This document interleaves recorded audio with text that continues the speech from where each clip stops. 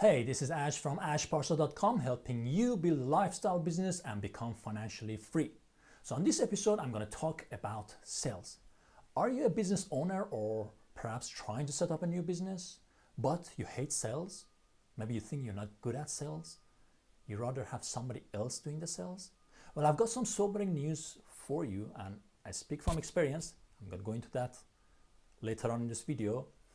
If you dislike sales and if you're not the best salesperson of your company will not thrive. It is very unlikely that it will thrive and be great. Why? Because the number one skill needed, the number one activity in any company that helps growth is sales. Because without sales, there is no customers. Without customers, there's no income and there's no business. Now, I learned this the hard way. My background as a rather sort of technical person, as a programmer, and a bit shy, introverted person, is somebody, I never saw myself as somebody who's good at sales. So I was kind of person in front of a computer, doing technical stuff, working in IT, and then later on doing project management. So I did lots of interactions, but still I was that quiet guy that wasn't very comfortable with sales. But I was never happy in a corporate 9-to-5 job. I always wanted to run my own business. So I had to go at it a couple of times, but I always shied away from sales. I did it, I had to do it, but I never enjoyed it. So that, the effect of that reflected itself in the results I got. You know, my business never grew to the scale that I wanted.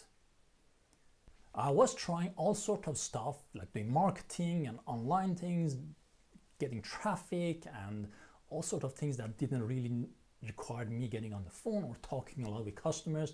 I was trying to grow my business that way.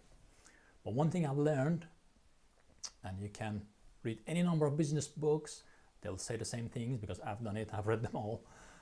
That is that you to get, especially if you want to get high ticket customers, if you want to promote your high-end offers, you have to talk to customers. You have to be comfortable talking to your customers.